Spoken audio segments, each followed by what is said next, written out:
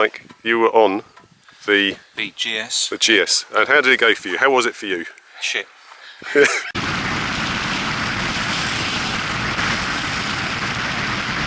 Prize, pulled like a tractor, low end torque, good. Not as flexible coming out of the bends to whip it about, a bit heavy. I'm not liking the gear shifting up and down, the auto. I had Andy's KTM 1290 GT.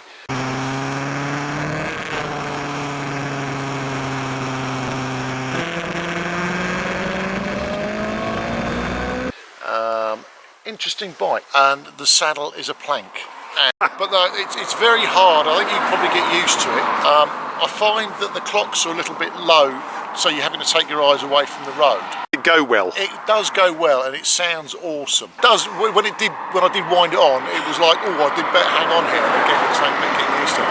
All in all, a very good bike, but it's probably a little bit too hard for me. It's a bit It's a bit uncompromising at the moment. I mean, I'd have to probably have it for a day or two to really kind of get used to it. And probably, if you're more track focused and fast riding, it's probably the perfect bike.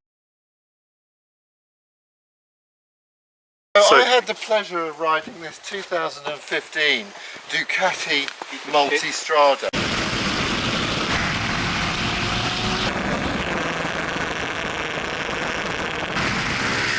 It has been made out to look like a Pikes Peak, but actually it's a con. It's just a plain ordinary one. It hasn't even got the semi-active suspension. I think it is the poorer for the.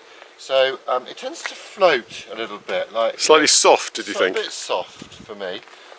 Engine is awesome. The low down torque picks up quite good from low revs, much better than the KTM actually at low revs for a twin. Sounds beautiful with that Termignoni on. Instruments good, comfortable. You could definitely ride it all day long. So, things I like about the XR.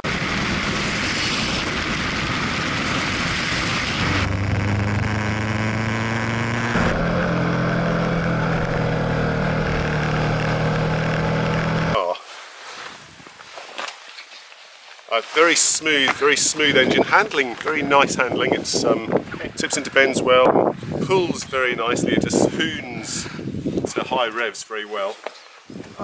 It needs, I think, another 3 gears on it. Very, very low geared, and my hands are still tingling now. So from 4.5 to 5,000 RPM, it just vibrates. So. Quick shift is brilliant, just pin the throttle and bang it up through the gears, absolutely fantastic. Yeah, that feels like it's going faster than it is, so I felt like I was doing about 110 and I looked down and it was like 75. I've just ridden the 2015 GS TE. TE stands for ticked everything. Actually, I haven't ridden a new water cooled until today, and they have really brought. There's another one over there, look. They are quite common. Yeah. But no, I really quite liked it. Firmer suspension than Ducati, I have to say. Yeah. That suspension working a bit better for me. Right. It's got the quick shift. I'm not sure whether you need one on a GS really. Comfy, typical GS, low weight, torquey. You can see why they like it. I was on the 2015 XR1000, which is the upright version of the 1000RR, and it's kind of billed as the 4-cylinder version of the GS. It's interesting. I mean, it's a world away from the GS. That engine just revs and revs and revs, and the steering is sublime. That 17-inch front wheel on it, you can just chuck it in the corners. It takes a bit of recalibration of your brain. I do like it. It's a little bit revvy for me. There's been a lot of complaints about the vibe, didn't really notice it. Would I buy one? Yeah, potentially, but if I could put a 17-inch front wheel on my GS, I think my GS would be perfect. But yeah, I like it, it's nice, it's solid, it's planted, and it does what it says, and it does sound awesome when you get it past sort of 6,000 revs.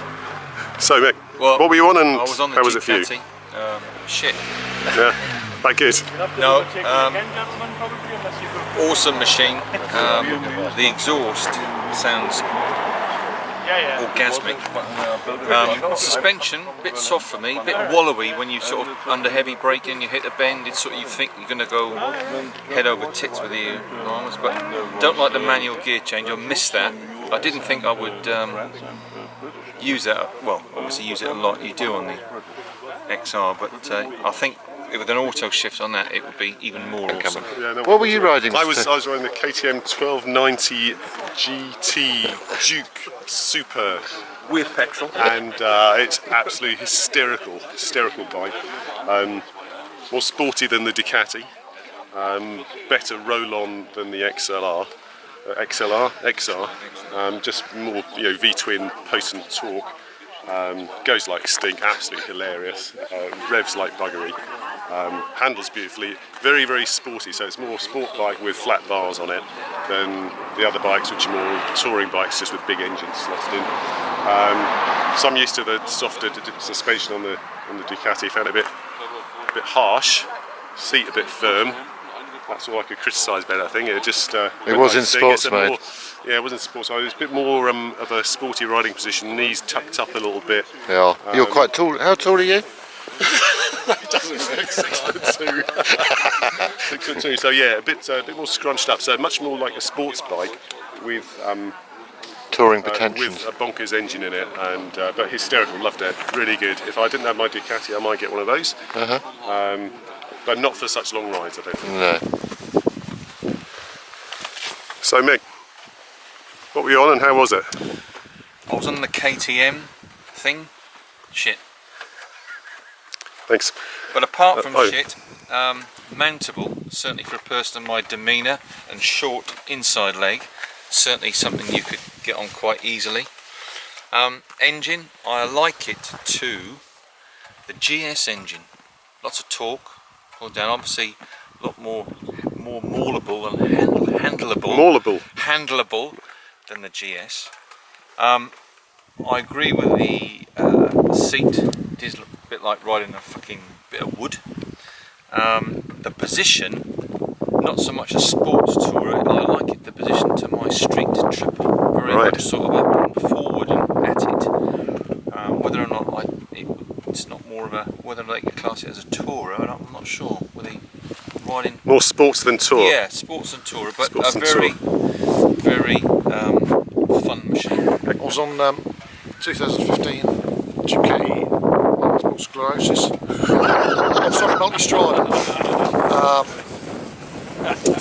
Yeah, very nice actually. Really liked it. Lovely engine. Roll on, roll off. Lots of engine braking. Great seat. I echo everybody else's sentiments. Suspension on this one is particularly set up soggy. And it didn't give me a great deal of confidence in the bends. If you got the suspension set up right, or the Skyhook version, it'd be absolutely awesome. Longevity to ride it through winter as a commuter, well, it's Italian, it probably dropped to pieces, but no, I liked it a lot. Indeed. And potentially I would potentially have one of these. Bacon. I was on the this XR, which I immediately felt at home at because I've had one before. It's a pity about the seat being so deep, so you actually sort of sink into the bike. It's a bit like riding a chopper, like that. It is a bit of a hooner.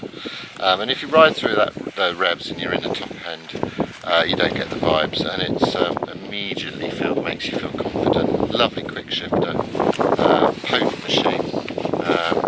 It's a good bike though. I was on the GS. It's actually, there's nothing not to like. It's like vanilla, isn't it? Nothing on it that you don't like, and it goes very well. It handles beautifully. It's very comfy. You sit on it and it's almost like being at home straight away. Armchair. Just sit there and it's comfy and it goes and it's smooth. It handles well. It's not got a lot of grunt compared to the KTM.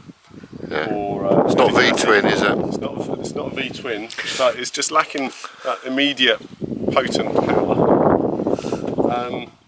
And sort of a bit of top end, so it kind of gets a bit breathless. Yeah. It's a bit like slightly unfit. Yes, slightly lardy. But otherwise, there's nothing to not. There's nothing wrong with it. Nothing to not like. It just it just goes along and it's absolutely fine. It does what it says on the tin. Correct. Yeah. Excellent. I'll go and fiddle with my suspension. If you're buying a new bike now, which of these four would you have, and then down to the one you would definitely not have? You can pick your own. Okay. If I was going to buy one and I could guarantee its finesse and uses of a commuter all through the year, you know what, I might actually just plump for the Duke. Just take a bit of a change of heart, having had 6 GS's. After that I'd have the GS, then I'd probably have the XR. Last, least favourite, but it's not a least favourite, but it just takes more time to get used to it, is the GT. Okay, so that was, again, That'll be Ducati the Multistrada GS XR GT. So I would have, funny enough, I would have another one Right, on mine. Then the multiple sclerosis. yep. Then the GS, then the Duke, but that is only for You use yours, every day as well, don't you? yeah. Yeah. Okay, so let's do that again. So you go your XR, then the Duke, Ducati, then the GS, then the KTM. yeah. You buy it? Yeah, I think they're all very capable bikes. Right. The KTM has taken me a while to get to know, Yeah. but I absolutely love it. Yeah. And it's got that sporty edge that I prefer. Love the Ducati motor, so I'd probably buy that one second because I love that V-twin. Needs a proper suspension on it though, to be handling. Need the more expensive version, the more expensive. or actually version. properly adjusted suspension. Then I'd probably go GS and then XR. Okay, got it. So KTM, Ducati, GS, XR. I think they're all massively competent, aren't they? You know, every one of them are just. You'd be happy with every one of them. I would actually stick with my Ducati first. Massively impressed with the KTM. Superb little thing.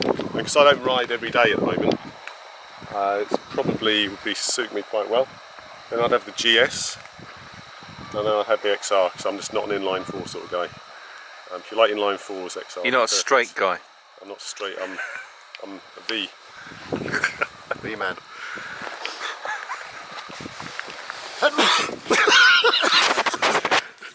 It's like fucking amateur hour. So after some deliberation, we adjusted the suspension on the Ducati. And our suspension guru, Mr. Andrew Bacon, is going to give us his opinion. Well, I recommended a bit of rebound and compression damping. He certainly seems to have improved it. It's still a little bit soft at the front, but a lot better. Yeah, it's transformed, I'd say, actually, Mr. Stone. Transformed. Yes. Actually quite manageable now. It was a bit yeah, it was a bit wishy-washy, wasn't it? Yeah. But still quite comfortable, but a bit more firmer underfoot, isn't it?